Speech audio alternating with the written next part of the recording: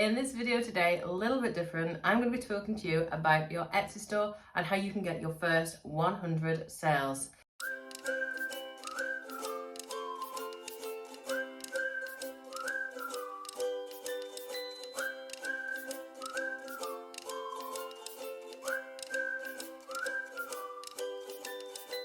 I set up my most successful store just over 8 months ago, and since then I've made lots and lots of sales.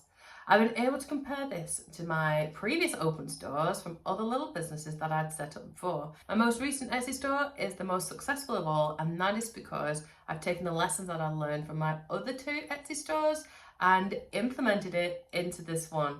So I'm going to break this down into a few different subsections for you so you can use some of these ideas, and I'm going to link them into chapters as well below so you can just click through and just check out the little bit that you might need. Now, first of all, your journey on Etsy should not be in a straight successful line. We are not just going to go straight up and get 100 sales, 1,000 sales, and so on and so forth. It's going to be a bit of a wavy curve to start with.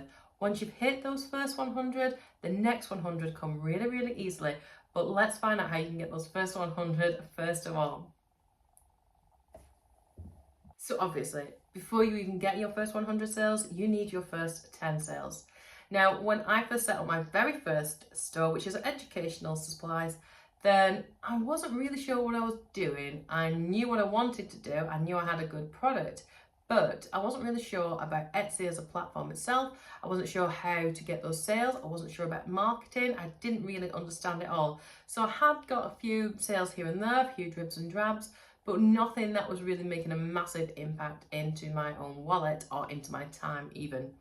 So what I needed to do was learn how to get those first 10 sales.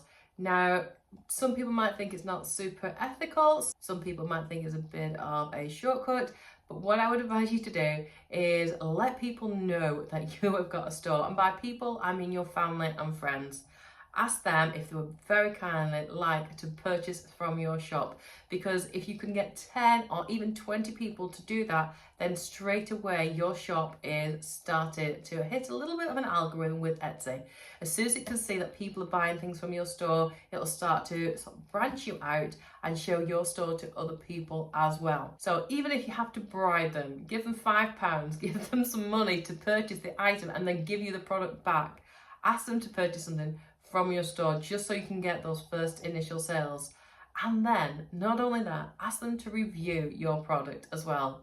Hopefully they'll be fair, and that fairness means that you would still get 5 stars. If you can get those things down, and straight away you'll start to get that ball rolling, and people themselves from everywhere else will begin to purchase from your store. The next thing I would say to do is that although those sales initially might be slow, it's really, really important to make sure that your store looks active and busy.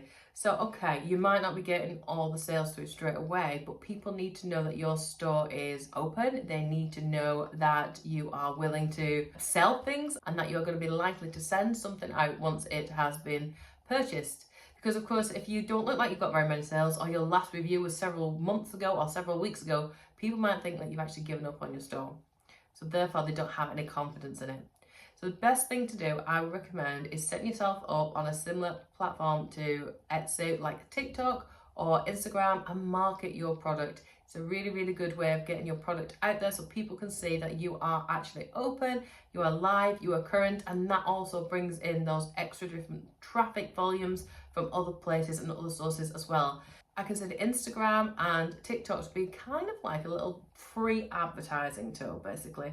So if you can get some adverts on there, which is essentially what it is, from you making the product or from you packaging the product or something like that, people are going to watch it, they're going to be interested, they're going to go and head over to your Etsy store and be more inclined to go ahead and purchase something from your store. If you're not really au fait with Instagram or TikTok, I have been learning on the game, and sometimes I hold my hands up that I am not super great at it. I have got another platform, which is YouTube. So lots of people know about my products from this YouTube channel. and they all kind of feed into one.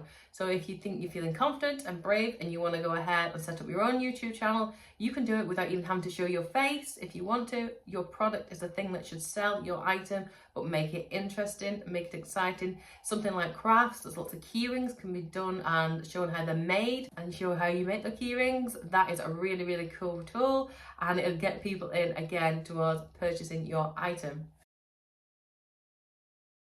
Another way of showing that your store is still alive and active is by keep regularly updating new listings, because Etsy has this special little thing that will let people know that you've just updated all your listings. Anybody who has favorited your store or bought from your store previously should get a little notification that you have updated your listings and that there's more things for them to check out as well. So that way people still know that your store is live as well. So once you've got your first 10 or hopefully 20 sales from those family and friends that you know, ask them to leave those reviews. It's really, really important. If you can get 5-star reviews consistently, again, that is something that Etsy and its algorithm likes, and it'll start to push your store out. It'll start to advertise your store and let other people know that you are still working, that you are still open, and also let them know that you are reliable because you keep getting 5-star reviews. Or how about popping a little personalized note into their order, send it over to your buyer, and that way they've been more inclined to put a nice little 5-star review in there. Another sneaky little hack that some people like to do as well is throw in some extras. So I often will buy things and it might come with a free lollipop or some sweets or something else, some stickers. And that's usually quite a nice little bonus. Everybody loves getting something for nothing. If you give them something for nothing, they are far more likely to give you those 5-star reviews as a thank you as well. The final thing I'll say is to focus on your product. I have learned so much from the first time I sold anything on this successful Etsy store that I have compared to 6, 7, 8 months down the line. I have improved my product, I've reviewed my products regularly, I listen to the feedback, I make sure that I'm using high quality, I make sure I'm spending time and effort and energy on my product so that it is the best that it can be. I have learned so much. I honestly can't believe some of the ideas that I came up with in the beginning, and when I think back to my products that I sent out initially, yeah, they were good, they were really nice, I enjoyed making them and I got some great reviews from them. But I now have learnt lots of things and I can make them even better now so that my customer experience is significantly better as well. I invested in products, I invested in my business, and I do feel like my store is now providing excellent value for what it is. And value is something else that you really, really need to consider. If you want your buyer to keep coming back to your store, make sure you are giving them excellent value for money. They don't want to be feeling like they've been ripped off. I have repeated customers over and over. They come back time and again. Because they know the quality, they know me, they know that customer service, that is constantly feedback that I get, but also because they know I'm reliable and I offer excellent value for money. If you think about whatever item it is that you're selling, of course, there's going to be quite a few people out on that Etsy platform selling something very, very similar to yourself. So, for example, if you want to sell candles, there are thousands upon thousands of candles up for sale on Etsy. So, of course, there's going to be stores that are already quite well established, ones which have already got those 5-star reviews, the ones that have already got thousands of sales. So that is what you're competing against. So you need to make sure you're offering something unique, whether that's from perspective, or if it's the candle, it could be a completely new fragrance or packaging, or maybe it's your customer service, or maybe it's how you present yourself and your store. You've got to keep building on that and making sure that you are unique and offering value. Again, it all comes back hand in hand to that value thing. And there you have it. I hope you found this useful, and I would love it if you give it a like, a comment, a thumbs up. Let me know if you want any more videos like this one. I'll be happy to help you. Thanks so much, and I'll see you really, really soon. Bye.